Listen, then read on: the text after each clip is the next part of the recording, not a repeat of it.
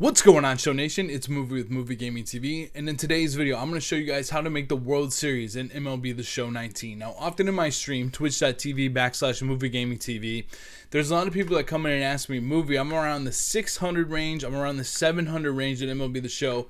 What are the final steps that I need to take to get over the hump in order to make the World Series? And in this video, we're going to cover all of that. I'm going to give you guys all the tips I have for batting, for pitching, for base running, from the mental side of the game to get you guys to the World Series. So I'm going to cover all of that in today's video.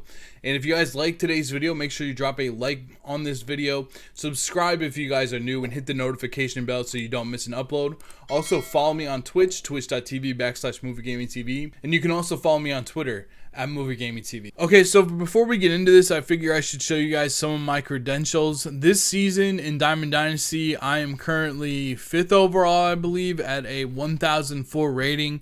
I finished in the top 100 every single season. I've definitely, the last two seasons, I've finished like 50 or 60th overall. My goal this season is to get to 1200 rating points. If I can do that, I feel like I will have had a successful season. I've also been playing MLB The Show since MLB 15, and MLB 16 I first made it to the World Series, so I made it every year that I played since then. So I feel like I can really teach you how to get there if you guys check out this video, and hopefully these tips will help you guys out.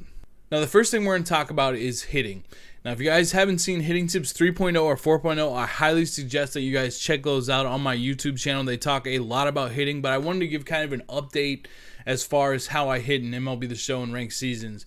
I still use my middle in technique that I talk about in those videos, but I've also been watching a lot of Pitching Rebels streams, and I've adapted how he hits as well to my game, and it's really taken my game to the next level. Now, just ignore the pitcher for a while. I just want to talk about where I set the PCI. I'll set it middle in, and that helps me crush the ball. That's what I talk about in 3.0 and 4.0. But what I found out a lot is some people will just throw the ball on the outside part of the strike zone. And here's what Rebel does a lot. He just kind of bounces in the middle, and then he sets that dot of the PCI, the wedge, like pretty much right on the rubber of the pitcher. And what this allows you to do is it allows you to cover all sides of the plate. If you're really having trouble pulling the ball, stick with middle in for a while. People aren't going to know that you're putting your PCI in there in the first place. They're going to assume that there's just a lot of people that they know I start middle in, so they'll throw outside. But if I start right up here, I just like to put it right on the rubber of the pitcher. It's a pretty consistent spot to set the PCI. It's a real good place for me to start to crush anything that goes up in the zone, and I can still get to the outside part of the zone and the middle of the zone. So I've been using that more, and I don't really have a name for it other than the Pitching Rebel technique. I honestly think that's how he hits a lot. Like, he just kind of will move this around at the beginning. He'll still go middle in a little bit, but a lot of the times he puts his PCI right on the rubber, and it just allows you to have good full coverage of the entire plate. So that's kind of what I've been doing there. Also, guys, never forget the one most important tip of hitting is watching the ball. Watching the ball is everything. Watch the pitcher's release too. Watching that release point is everything that's going to allow you to pick up the ball very, very fast. Figure out where that release point is. That's really where you need to focus your eyes in, is picking up that release point. It's just so important. You're going to be able to read pitches a lot better out of the hand and start to see what pitches are what, and you're going to start absolutely smashing the ball. So just keep those things in mind. Middle in PCI placement, watching the ball out of the hand. Working counts is important too. Don't just swing first pitch every single count. That's not good. There's some strikes that aren't even good. You really want to hit the ball. You really want to swing when you're looking for your pitch. And also, check swings are kind of broken in this game, so it's really more of a thing like when you swing, you want to commit to your swing. You almost don't want to just check swing, because you're going to get burned a lot on check swings in this game. So make sure that let's say I'm looking up or I'm looking middle in and they throw like a strike over here. Just because it's a strike doesn't mean I want to go over there unless there's two strikes. Try to be looking in a certain area for a certain pitch early in the count and see if you can get that. When you do get that, you're going to absolutely crush it. All right, so that's what we're going to talk about with batting. Let's go. We have a lot to cover in this video, so now I'm going to talk about how I pitch now. Now, I've been going to a lot more, like two of my favorite pitchers in the game, probably my two favorite pitchers in the game right now are Hershiser and that free Adam Wainwright. To get the Hershiser, all you got to do is collect the Dodgers collection. You'll get Hershiser. Wainwright, you just have to do Twin Gaming Sony partner moments, and you get that Wainwright. So here's how I pitch with Hershiser. I really don't even have to throw the ball at all. So you see a lot of, I use the pitching view of pitcher offset. That's just the one that I like the most. You can use whatever you're comfortable with, but I really like offset. My new technique for pitching, I really like Hershiser and I really like Adam Wainwright, like I said, because they have the sinker, the cutter, and the curveball.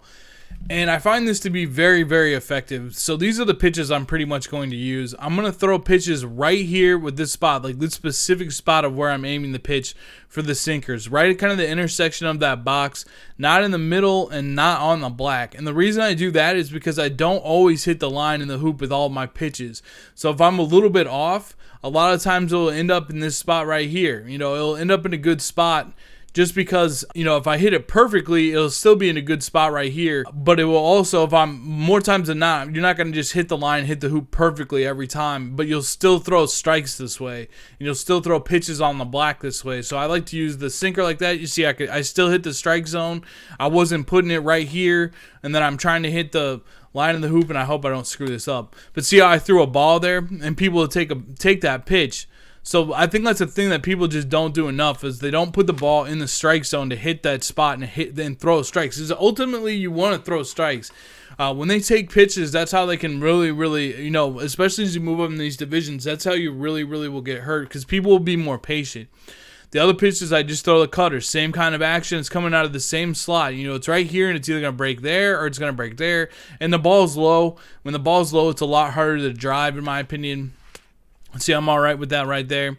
But that's where I'm going to aim that cutter. Most of the time, I'm going to hit the strike zone, aiming my cutter right there. It's just going to, it falls in for a strike. And that's really what I want. I want to stay out of the, like, belt, like, right here in the middle as much as I can. But I want to be, like, low in these three boxes with these three pitches. Now, if I get to two strikes, you know, if they haven't put it in contact, they're going to hit a lot of ground balls this way. But if I get to two strikes, then I take the curveball. I don't put it like all the way at the ground. I put it just maybe 6 inches below the plate. You want to definitely throw that pitch. Even if they take it all game, you want to throw that pitch 0-2, only because it just keeps them honest on 0-2. They might swing at it and miss it, but it just keeps them honest. And then when you get to like 1-2, 2-2, you can go back to the sinker or the cutter low and inside. What this is also really going to do is you're going to have them looking down a lot. So if you decide like on 2-2, like you're in a battle to go back up in the zone and throw a sinker, I didn't hit my spot there, but if you decide to go back up in the zone and throw like a sinker or something like that, they're almost going to be late and behind it. Perfect pitch right there of where I wanted to execute it. They're almost going to always be late and behind it because they're just not used to seeing that flight of the ball, and they're going to the pitch goes a little bit faster when you throw it up. Sometimes on 1-2 or 0-2 also, don't be afraid to just chuck one way up here. A lot of people will swing and miss at that because the ball's coming fast, and their eyes will light up because the ball behind the zone, which is a natural spot for a hitter to drive the ball more. And if you miss with that pitch, that's totally fine. When you miss up like that, go like low and away. Go someplace else of where their eyes were. It's called changing the eye level, and you should be able to get a lot of swing and misses. So that's how I've been pitching a lot. I have not released that yet, but it is really taking my game to the next level because I'm just hitting the zone with strikes over and over again. They're grounding out. They're not driving anything, and I'm not throwing a lot of balls. It's causing me to get very late into games with my starters, and it's just one thing that will make you pitch a lot better. I would not aim for the black. I would aim like right here and then let it go to the black when you mess up. I don't know if that makes sense to anybody. It just kind of like happened to me one game and it started making more sense, but it's like I'm not going to be perfect every single time when I hit the line of the hoop. So when I'm not like that, look where it goes, right in the black where you want it to go for a strike. All right, so let's get into, I'm just going to say really quickly, like I have a base running tutorial, and all I'm going to say in this video is go check out the base running tutorial. And I'm going to say base running is very important. there's two places that you guys do not want to make mistakes, and that's base running. That's going to cause you to lose a lot of games when you're just throwing away outs in the base paths, and defensively being smart. Not making errors is super important. You might be allowed like 1 or 2 mistakes a game. Any more than that, you're usually going to lose these games on the way up, so make sure you take care of mistakes. Don't be running into outs on the base paths, making outs at third base with less than 2 outs. Don't be making bad decisions in the field. If they bunt, they sack bunt with their pitcher, take that out at first. Don't try to make the hero play to second. Make smart decisions on defense and get to the ball, under the ball, and catch the ball with your defenders. Do as well as you can on defense, and try not to make mistakes in those areas. Now we're going to talk about roster construction, and I'm also going to talk about some of the mental aspects of the game. Now that you guys have some hitting, some pitching, some base running, some defense.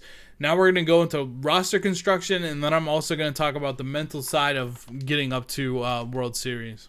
So I thought I'd go over my settings real quick. I would match your guys' settings to my settings if you really want to get up there. These are the best settings in my opinion, but you can do it however you want. But I just thought I'd put my settings in there because I thought people that are watching this video might be curious as to what my settings are.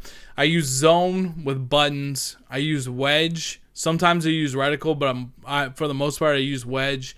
My hitting view is strike zone. My in-play view offense is medium.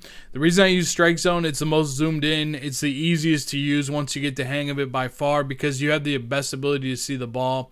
And I use medium because I feel like I can read things a little bit better, especially on pass balls by the catcher and just like hits into the outfield and stuff. I can see a little bit better because it's more zoomed in as well. Pitching, I use pure analog. I also use pitcher offset like I was talking about in the pitching part of this video. I use pitch trail on for the pitching ball marker, and this stuff I just use on faster and default. For fielding, button accuracy is an absolute must. It's really easy to put it in the green of the throw meter once you have good defenders and stuff like that. And make sure you have the throwing meter on.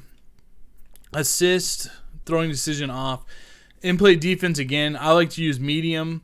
Throw canceling, make sure you have that on so you can pump fake your throws. That's really, really important, especially if you get into a rundown or you need to make a different decision of where you need to throw the ball on any given play.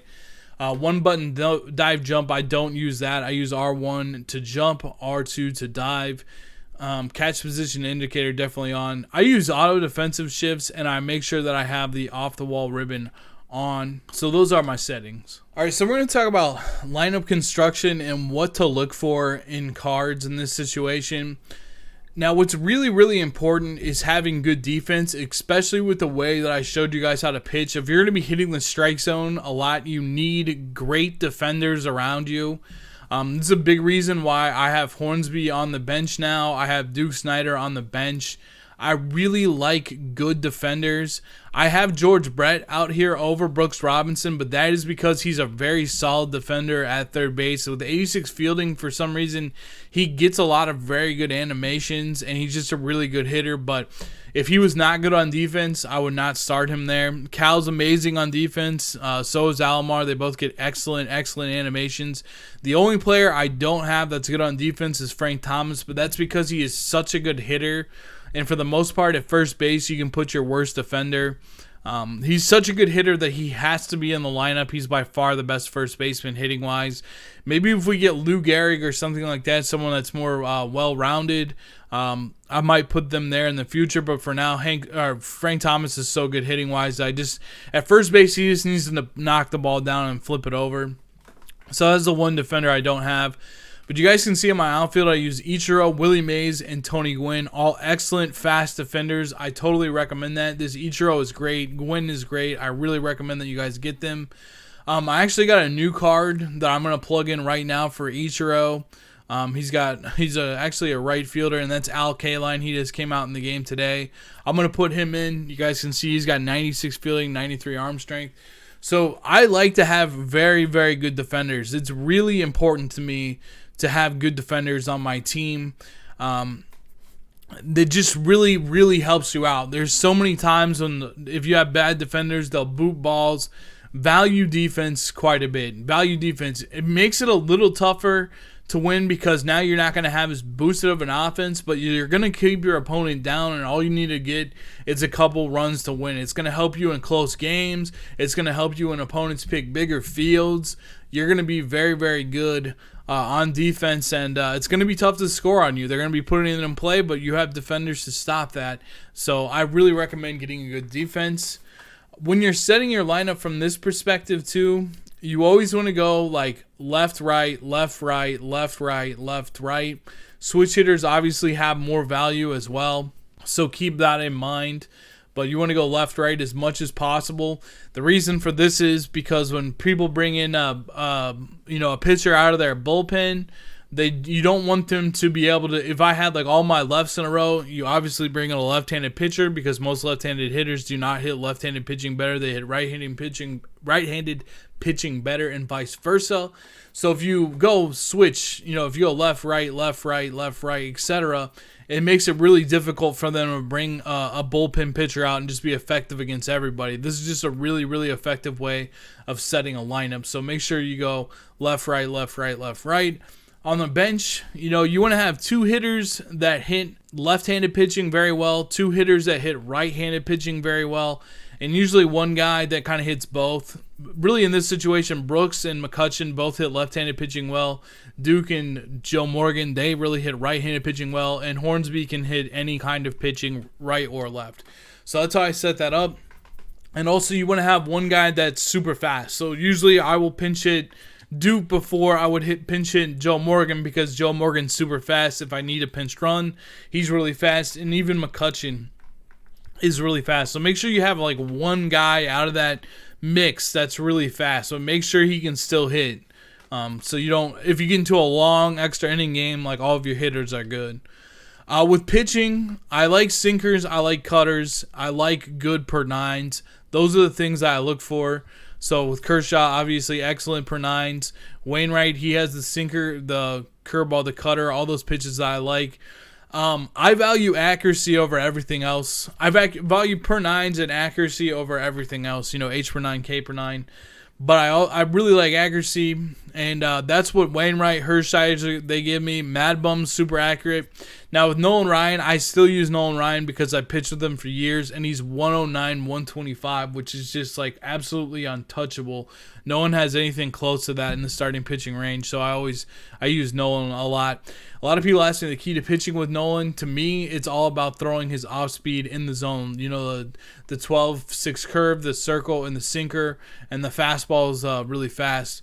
For bullpen construction, this is really where I win a lot of games, is I have a stacked bullpen. So make sure you stack your bullpen with cards that you like.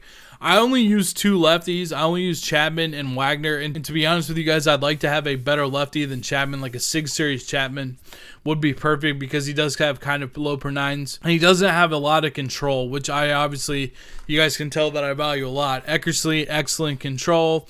Hoffman has good control. Wagner has good enough control. Kenley has good control. Dibble, it's not amazing control, but it's he just throws so fast. He throws like 102 miles an hour. And Gossage doesn't have the best control ever, but 119. He's super effective. I really recommend Raleigh Fingers for your bullpen. Put together a good bullpen. I would usually, you go 3 lefties and 4 righties. That's usually how I balance that out. So that's a little bit about team construction. That's what you're going to need. And let's finally get into the mental part of the game. Okay, so finally we're going to talk about the mental part of getting to the World Series. Now, there's a lot of times in Diamond Dynasty where you can get extremely, extremely frustrated. Baseball in this game takes a lot of focus. If you start to get really upset, if you have a bad play or something goes wrong against you, which can happen a lot in this game, you've got to move on to the next play immediately. You need to have like a relaxed demeanor. Sometimes instead of raging, I feel like kind of like laughing to let off that steam helps me out. Just moving on to the next play is so critical. I mean, if you give up 1 run, it's not the end of the world. But if you give up 1 run, then you get upset and you give up 2 or 3, now you've really dug yourself a hole. You've got to just move on. try, if anything, don't take it as serious. Don't take it as serious. Don't try so hard. A great quote from George Brett was, try easier, don't try harder. And that's kind of where that comes down to. Don't take yourself personally when you're playing so seriously. It's just not going to help you out. Try to have fun. Try to have fun when you're playing. Shake things off. That's going to help you a lot more. I know personally when I get upset, I cannot play at all. I've got to be in a good mood. I've got to be happy-go-lucky. I've got to be chilling. That's how I play my best. Talking to my chat and my stream, is having a good time. Now, this game can get to you, though. This game can get to you. Everyone's been in that position. If you do lose a game, just move on or take a break. Taking a break is not always the worst thing in the world. Clearing your mind, coming back, having a fresh game. There are games, though, nobody is perfect in this game. No one has ever just gone undefeated in this game. No one's gone 100-0. Just take it with a grain of salt. If you lose, it happens from time to time. It's baseball. Sometimes you're gonna line out. Sometimes they're gonna bloop you. Just take it with a grain of salt. The other thing I would say, though, is lock in. Be totally focused. Try to don't be on Twitter or something like that in the game. Don't have your attention divided. Completely focus and lock into the game, and make sure that you just focus on what you're doing. Think about all the tips that I talked to you guys in this video about. Even if you guys want to watch this video on repeat while you're playing, that could help you out just to keep this stuff fresh in your mind. Keep these tips fresh in your mind. So you just, you start a game, you play this video, and you just keep that going so you guys remember all this stuff and you're thinking about the game, and your mind's in the right spot. You're gonna make a lot less mistakes when your mind is focused on the game.